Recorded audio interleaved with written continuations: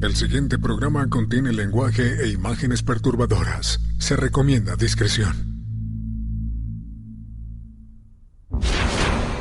Asesinos que esperan ocultos la oportunidad para matar al presidente de Estados Unidos. Acumularon rifles de asalto de grado militar por un valor de $87,000. Los anarquistas hackean los servidores del gobierno con la esperanza de sembrar un caos enorme. Sin computadoras no hay conectividad y sin comunicaciones no se puede dirigir un ejército. Los terroristas planean sembrar muerte y destrucción en su propio país. El terrorista actual no es el mismo personaje estereotipado que vemos en las películas o que nos muestran en los libros. Son personas como usted o como yo. En este mismo momento, los enemigos, tanto nacionales como extranjeros, están haciendo planes para atacar a los Estados Unidos de América. Pero la nación más poderosa del mundo es más vulnerable de lo que pensamos. Hay tantas amenazas que llenarían el New York Times a diario. Hay quienes creen en la existencia de un libro. Un libro que contiene los secretos mejor guardados de los Estados Unidos de América. Un libro cuya existencia solo conocen unos pocos elegidos. Pero si tal libro existe, ¿qué contendrá? Planes ocultos, tácticas secretas, alianzas secretas. ¿Realmente existe el libro de los secretos de Estados Unidos?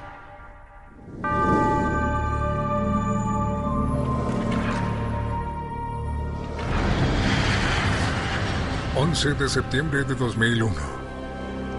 Agentes de Al-Qaeda ejecutan un complot terrorista para atacar a Estados Unidos usando aviones comerciales como misiles. Sus objetivos, lugares de importancia estratégica, económica, política y militar. La mañana del 11 de septiembre era como cualquier otro día normal. Cuando a las 9:15, más o menos, una de mis colegas se me acercó y me preguntó que si sabía qué estaba sucediendo en Nueva York. Entonces le dije, no. Y ella respondió, tienes que ver.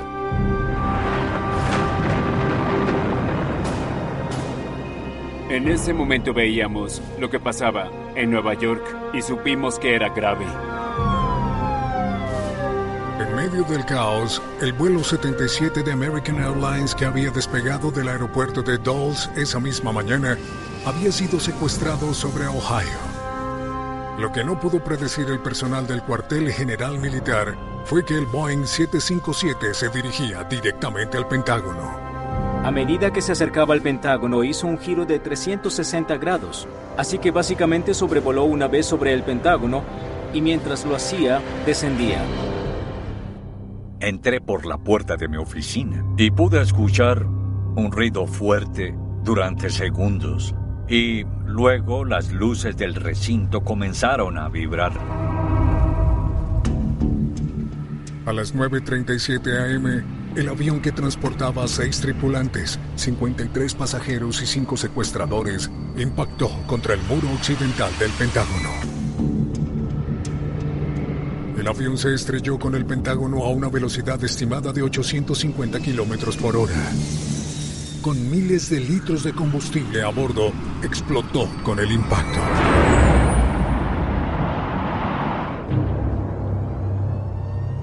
En un instante, el costado occidental del edificio quedó envuelto en llamas.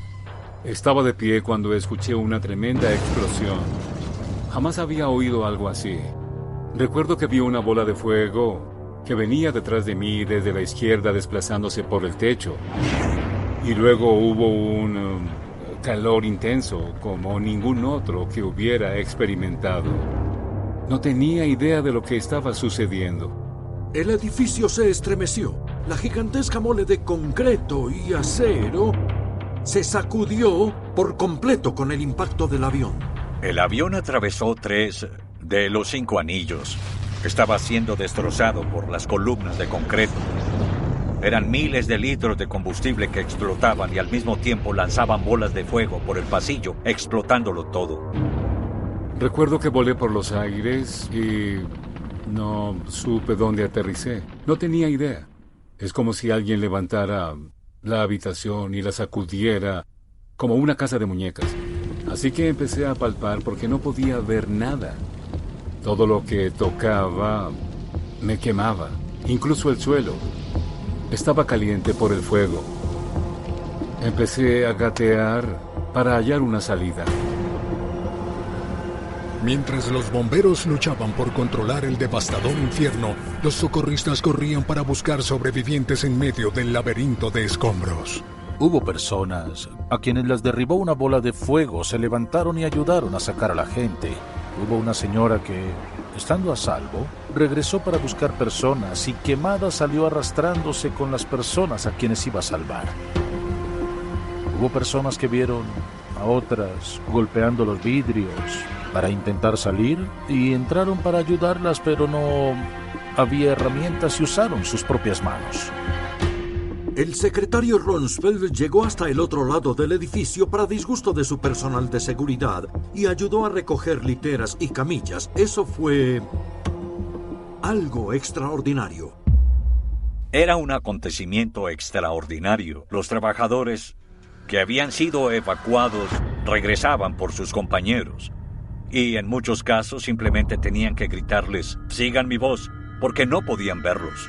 Y una voz dijo, sal a través de esta puerta en particular, que estaba al otro extremo de la habitación. No estaba seguro de dónde se encontraba en ese momento, pero comencé a arrastrarme hacia la voz. Sabía que iba en la dirección correcta porque cuanto más me arrastraba, menos calor sentía. Así que me arrastré hasta chocar de cabeza contra una pared. Entonces giré a la derecha y me abrí paso a través de todos los pequeños corredores hasta que logré salir al pasillo central. Bueno, estaba parado en medio de 5 personas. Y yo fui el único que pude salir. Los bomberos y los trabajadores de emergencias lucharon contra el denso humo y el intenso calor cuando comenzaron la búsqueda de los casi 800 desaparecidos que trabajaban en el área.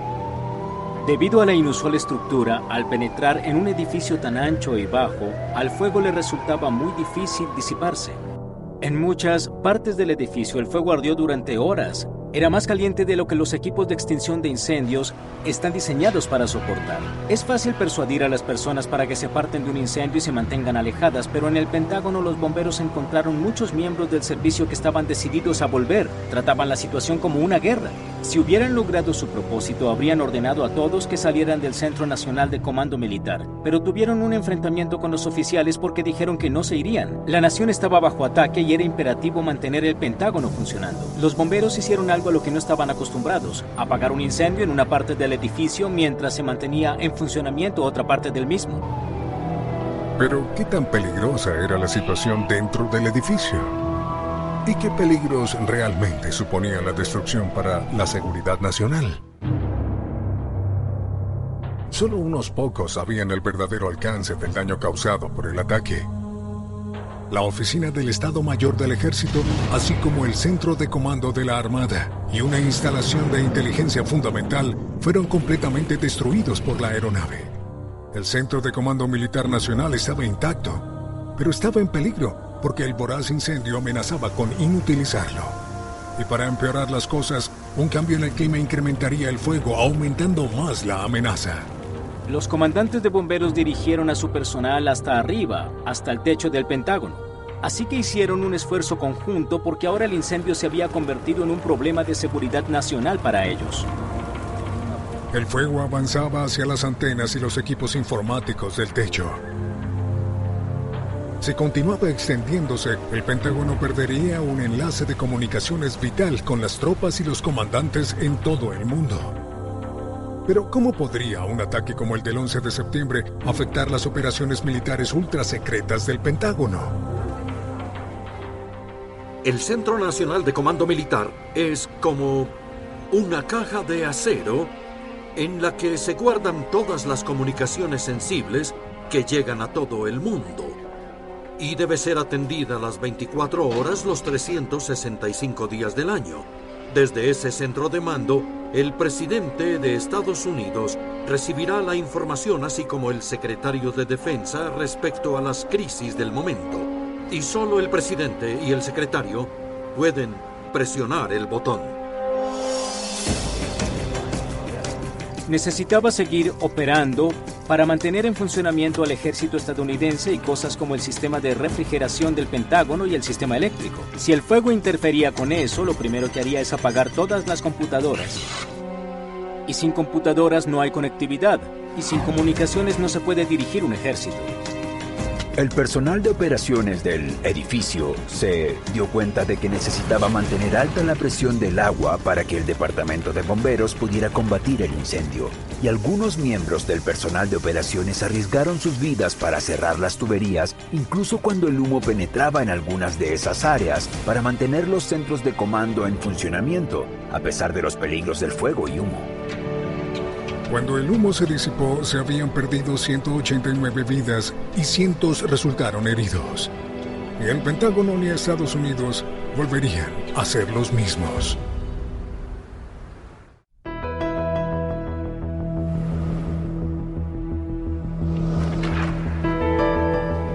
...12 de septiembre de 2001... Cuando el sol salió sobre el Pentágono a la mañana siguiente después del ataque terrorista, comenzó a desarrollarse el primero de muchos eventos extraordinarios. Se vio algo inusual, gente que venía de la estación del metro Pentagon City caminando hacia el trabajo, con el edificio aún en llamas. Pero la gente llegaba a trabajar. Todas las personas que laboraban aquí vinieron a trabajar. El edificio aún estaba en llamas. Este costado se había derrumbado. Pero todos vinieron a trabajar al día siguiente. 48 horas después del impacto, los bomberos finalmente controlaron el incendio y pudieron iniciar los intentos de recuperación. Les tomó un par de días controlar el incendio del techo, pero finalmente lo hicieron, aunque fue algo muy peligroso y difícil de lograr. Las filas C, D y E en el área conocida como Wedge 1 fueron destruidas por el impacto y los incendios resultantes. Pero con una fuerza laboral diaria promedio de 25,000 personas en el Pentágono, ¿cómo era posible que no hubiera más víctimas? El Pentágono pasaba por un programa de renovación y acababan de completar la Wedge 1. Si el avión hubiera impactado un mes antes o después, habría muerto más gente porque el edificio tendría más personal. El lugar donde chocó la aeronave fue la única parte del edificio que contaba con rociadores contra incendios en toda la sección y tenía ventanas resistentes a explosiones. Era la única parte que tenía soporte y un recubrimiento de Kevlar que protegía contra fragmentos de vidrio y rocas. De la noche a la mañana, el trabajo de renovación en progreso se convirtió en una reconstrucción. Volver a poner el Pentágono en funcionamiento se consideró una misión fundamental, sin mencionar el extremadamente simbólico acto de reconstruir el Pentágono y mejorarlo mucho más. Los propios trabajadores idearon un plan para restaurar el edificio antes del primer aniversario de los ataques. En un año tendrían el edificio de vuelta a su estado original y lo llamaron Proyecto Phoenix. Fue una cuestión de gran orgullo y patriotismo por parte de todos los involucrados. A veces teníamos un total de 4,000 personas trabajando. La mayoría de esas personas sentían que podíamos demostrarles a sujetos como estos terroristas lo que los estadounidenses somos capaces de hacer cuando nos atacan. Muchas personas estuvieron laborando por 20 o 22 horas. Yo me ausentaba 2 o 3 horas. Cuando volvía veía personas durmiendo en el piso del helipuerto o sobre el cemento para consultarme cuando regresaran. Pero aunque trabajar las 24 horas del día ayudó a acelerar su agenda, no era suficiente para cumplir con la fecha límite autoimpuesta de un año. Entonces, ¿qué medidas no convencionales tomaron para terminar incluso antes de lo que se había esperado originalmente? Lo primero que hicimos fue decirles a todos lo que debían construir ese día y luego seguir con los planos, en vez de hacer primero los planos. Hubo un lugar en particular que se suponía sería una pared y debían poner unas tuberías en esa pared. Primero hicieron funcionar sus tuberías y luego construyeron la pared. No es la forma en que suele hacerse, pero todos aportaron su ingenio en cada momento.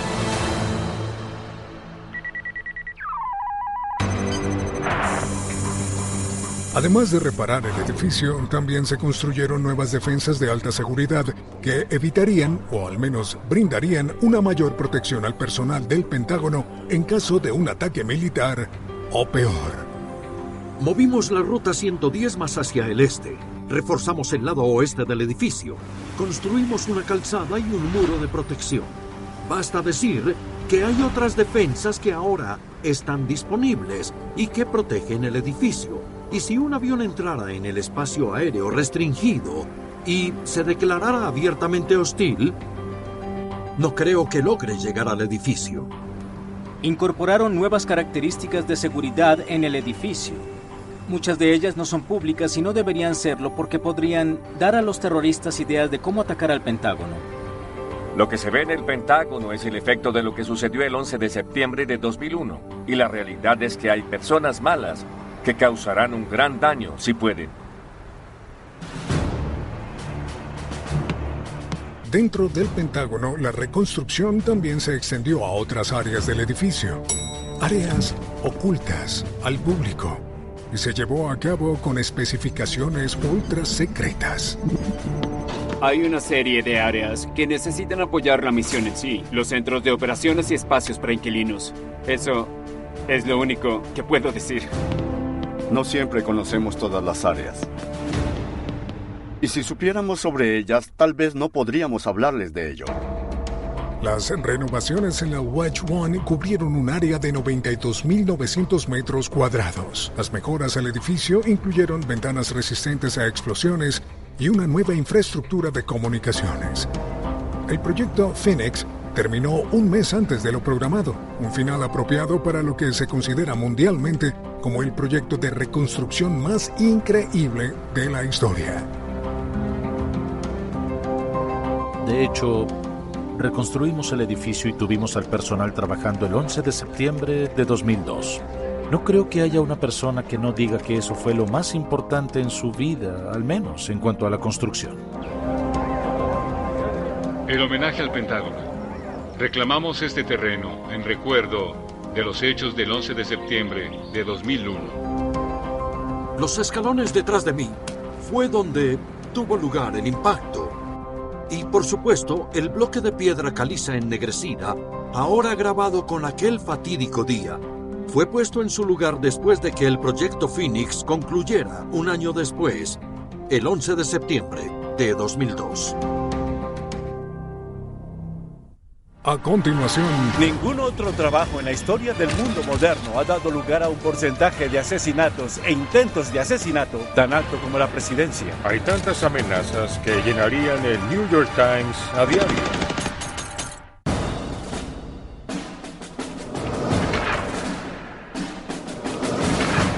...20 de enero de 2017... Washington, D.C. Donald Trump se dirige al edificio del Capitolio estadounidense para juramentarse como el 45º presidente de Estados Unidos.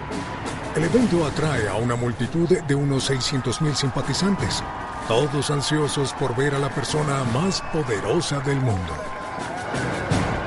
Pero allí, ubicados estratégicamente entre ellos, están los guardaespaldas del presidente, las mujeres y hombres del servicio secreto.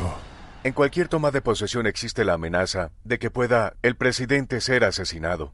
El servicio secreto revisa los edificios, sueldan las tapas de las alcantarillas de la avenida Pensilvania para que nadie pueda poner explosivos allí. También retiran los buzones a lo largo de la ruta donde podrían colocar bombas. El nombre clave del servicio secreto del presidente Trump es Mowgli.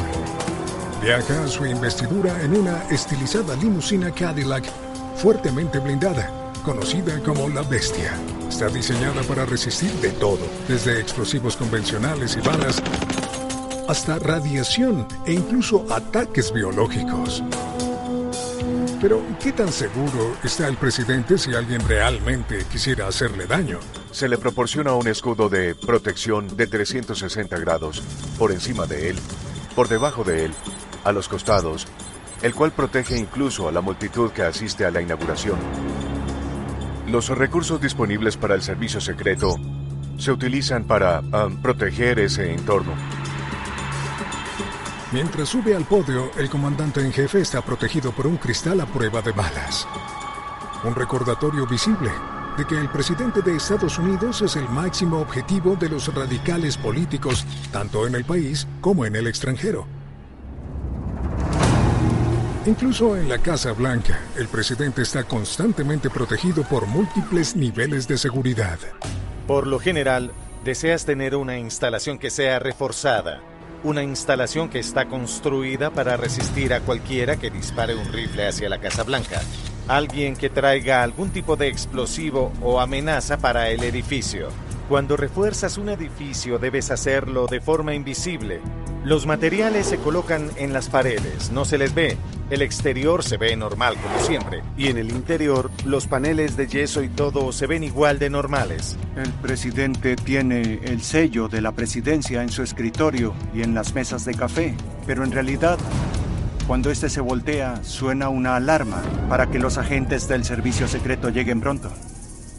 Hay tantas amenazas que llegan a diario y semanalmente contra todos los presidentes que alguna vez estuvieron en la oficina oval, que llenarían el New York Times a diario. 43 hombres han sido presidentes. 4 de ellos fueron asesinados. Eso es casi un 10% de tasa de homicidios. A otros 4 intentaron asesinarlos. Algunos de ellos estuvieron a punto de morir. Eso es casi un 20% de intentos de asesinato.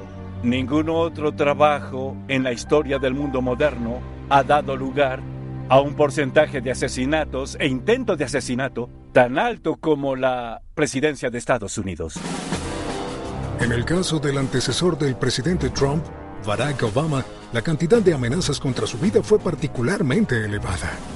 Cuando eres el primero en algo, es histórico. En el caso particular del presidente Obama, él fue el primer afroamericano. Por lo tanto, cualquier cosa que pudiera causarle daño también se convertiría en histórica. Cuando Obama fue nominado en el verano de 2008 en la Convención Nacional Demócrata de Denver, hubo un complot de cabezas rapadas para asesinarlo. Ese octubre, antes de las elecciones, hubo otro complot de cabezas rapadas en Tennessee que tenían como objetivo asesinarlo. Hubo un complot de un hombre en Maine para detonar una bomba sucia en las festividades inaugurales. Sí existió una amenaza real de asesinato o intento de asesinato. Pero ¿cómo maneja el servicio secreto un volumen tan grande de amenazas contra la vida del presidente? ¿Son todas tratadas con el mismo grado de escrutinio? ¿O algunas son fácilmente descartadas como amenazas falsas y fraudes? Cuando se recibe una amenaza contra el presidente, esta se evalúa y se hace rápidamente. El servicio secreto categoriza los niveles de amenazas. Por lo tanto, hay una delimitación, por así decirlo, entre los niveles de las amenazas. Las personas de clase 1 y clase 2 se consideran las menos probables o menos capaces de llevar a cabo sus planes, pero las de clase 3 se consideran las más peligrosas. Una persona de clase 3 es alguien que tiene antecedentes militares, que está familiarizada con las armas y los medios para ejecutar la amenaza. Tiene el deseo y la capacidad para planificar y ejecutar. Esa persona representa un peligro para el presidente y la observamos muy de cerca. Fort Stewart, Georgia, agosto de 2012. 4 soldados activos y retirados del ejército de Estados Unidos, miembros de un grupo terrorista llamado FEAR, siempre resistiendo, siempre listos, fueron aprendidos. El objetivo y el fin de FEAR era el derrocamiento del gobierno, incluido el asesinato del presidente de Estados Unidos. Y, por lo que demostraron las evidencias, no era falsa alarma. Acumularon rifles de asalto de grado militar por un valor de $87,000, miles de cartuchos de munición y tanerita, un explosivo. Además de su entrenamiento militar, practicaban en algunos campos de tiro. En su organización tenían francotiradores entrenados por el gobierno estadounidense. El autor intelectual acusado detrás del grupo anarquista era un soldado del ejército estadounidense en servicio activo llamado Isaac Agigi. Él reclutó miembros de la base militar de Fort Stewart, Georgia. Se veían a sí mismos como verdaderos patriotas y debían asesinar al presidente. Los anarquistas quieren deshacerse de los gobiernos y encargarse de las masas. Sientes que te convertirás en un héroe y que estás haciendo la voluntad del pueblo porque los demás temen hacerlo. Desde la detención de Agigi, 5 miembros más de la milicia secreta fueron aprehendidos. Pero ¿esto realmente significa que FEAR ya no representa una amenaza? Aún puede haber miembros fugitivos de este grupo. Los detalles de lo que sabemos aún no son de dominio público. La historia nos ha demostrado que una persona sin formación ni experiencia puede provocar un ataque contra el presidente. Pero cuando tenemos soldados entrenados en Estados Unidos, que son inteligentes y que tienen experiencia en combate, es claro que la amenaza es muy real. ¿De verdad es posible proteger al presidente de Estados Unidos? Los métodos del servicio secreto son tan modernos e infalibles que podemos estar seguros de que el comandante en jefe no está en riesgo. Hay quienes creen que lo que más preocupa de la seguridad del presidente es el poder del presidente, especialmente cuando se considera la capacidad del comandante en jefe para imponer la ley marcial.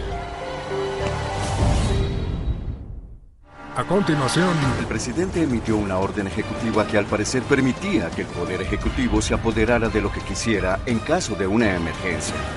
De repente tendríamos un ejército permanente en Estados Unidos.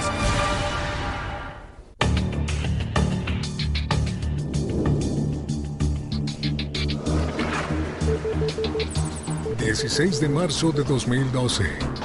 Washington, D.C.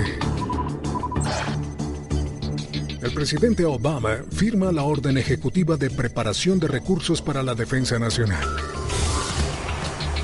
Para muchos estadounidenses, la directiva pasó prácticamente desapercibida. Pero para otros, el decreto presidencial era perturbador y alarmante. El presidente emitió una orden ejecutiva que parecía permitirle al Poder Ejecutivo apoderarse prácticamente de todo lo que quisiera durante una emergencia, para proteger los activos de defensa de Estados Unidos. En términos generales, se aplica a lo que se llama base industrial de defensa, es decir, todas las compañías privadas que trabajan con el gobierno.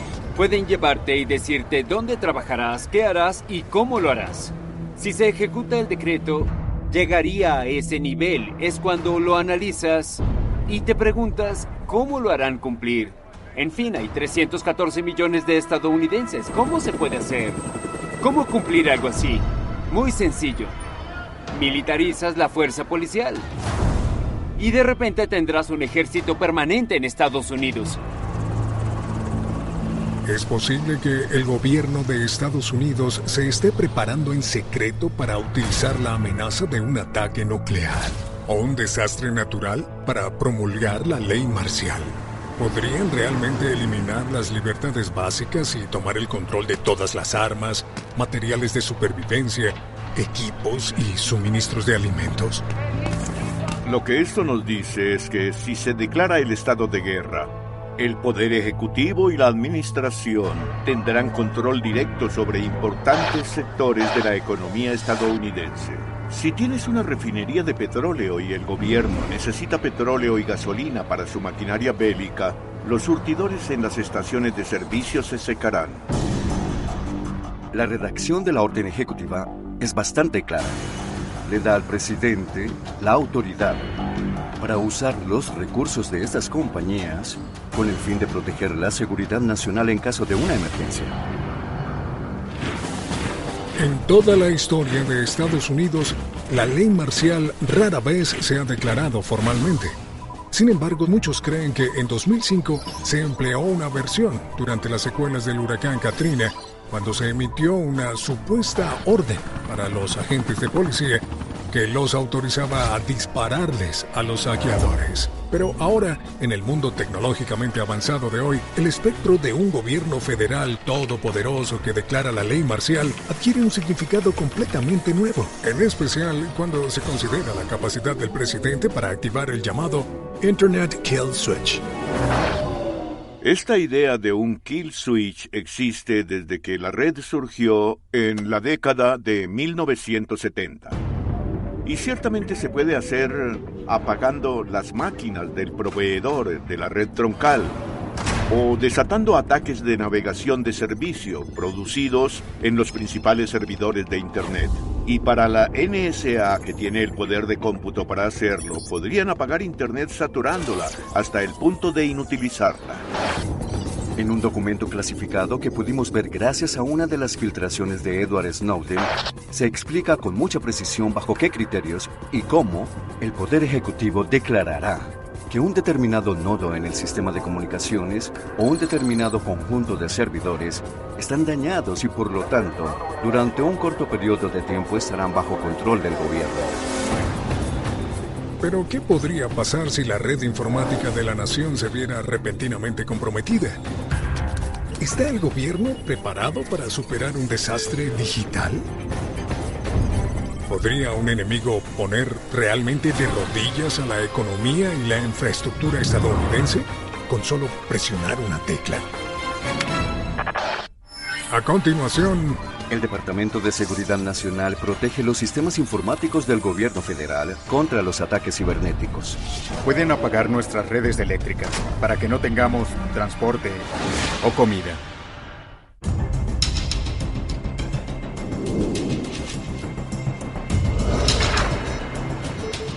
...16 de febrero de 2010...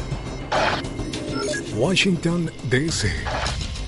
Cyber Shockwave, un ciberataque simulado contra Estados Unidos, comienza a asaltar las computadoras de funcionarios gubernamentales claves. Al final del simulacro de guerra de 12 horas, está claro que si el ataque hubiera sido real, Estados Unidos prácticamente se habría apagado.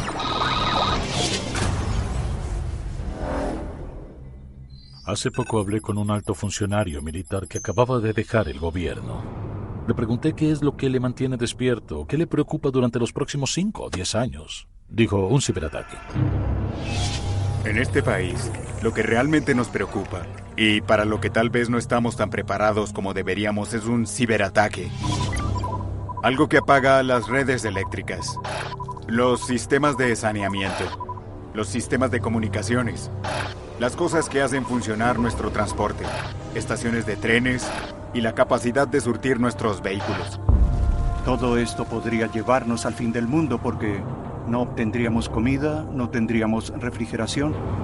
Si eso sucediera, podríamos estar en una situación en la que millones morirían de hambre porque no habría alimentos. Entonces, ¿qué tan vulnerable es Estados Unidos ante un ataque digital? ¿Y con qué rapidez podría el gobierno recuperar el control de la infraestructura informática de la nación? Un ciberataque es complicado porque las amenazas, algunas son al sector privado, no solo al gobierno. El Departamento de Seguridad Nacional técnicamente está a cargo de proteger los sistemas informáticos del gobierno federal contra ataques cibernéticos. Y las corporaciones privadas están encargadas de proteger la infraestructura de Internet porque el 90% de esa red no pertenece al gobierno. Y es uno de los hechos por los que ha sido difícil idear una política de seguridad cibernética coherente. Los militares piensan, toda la red eléctrica de Estados Unidos puede ser vulnerable a un ciberataque. Pero deben decirle a las compañías eléctricas, necesitamos que inviertan este dinero, tal vez que el gobierno se apropie del dinero que va para cierta compañía privada. ¿Cómo funciona exactamente? Por eso creo que los ciberataques son más complicados. Según informes, el gobierno federal ha gastado miles de millones de dólares para prepararse en secreto contra los ciberataques.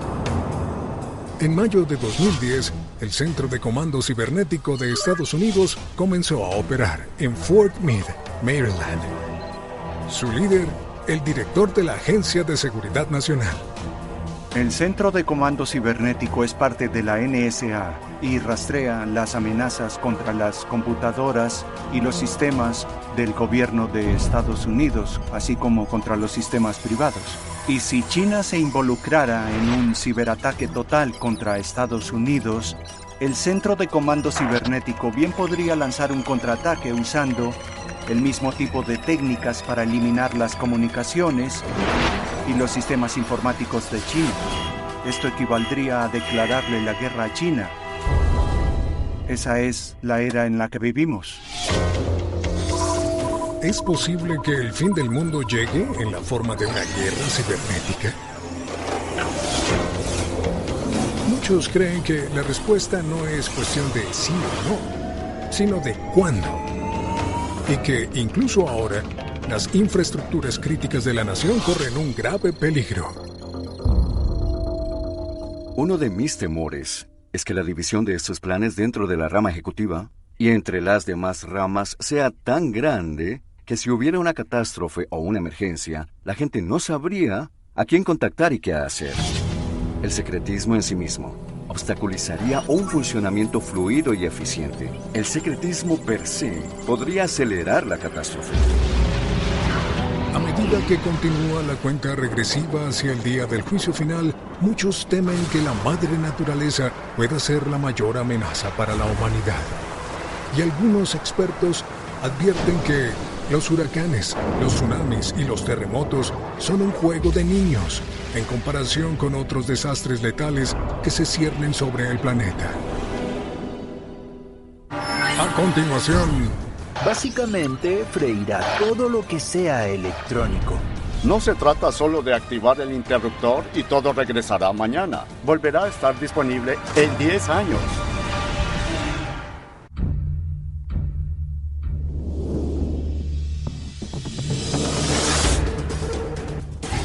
...20 de julio de 2009... Washington, D.C. El expresidente de la Cámara de Representantes, Newt Gingrich, pronuncia un ominoso discurso, advirtiendo que quizás la amenaza más peligrosa para el planeta es un pulso electromagnético, o PEM, que podría ser provocado por una erupción solar o una explosión nuclear en el espacio exterior. Básicamente, en términos sencillos, se trata de tomar una bomba nuclear y hacerla explotar en nuestra atmósfera. Enviaría una onda de radio de millones y millones de voltios de energía por toda la atmósfera y básicamente freirá todo lo que sea electrónico. Entonces, todo lo que hace que nuestro mundo gire, desde los teléfonos móviles hasta los automóviles, todo se detendrá en un instante.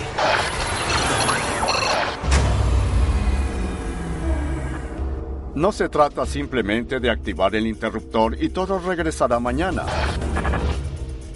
De hecho, todo estará fuera de servicio unos 10 años, porque algunos de los transformadores y la infraestructura tardarán ese tiempo en reconstruirse bajo condiciones normales. Un pulso electromagnético podría destruir la sociedad estadounidense. O el fin del mundo llegará en forma de algo completamente diferente. Hay muchas amenazas que crearían una situación apocalíptica.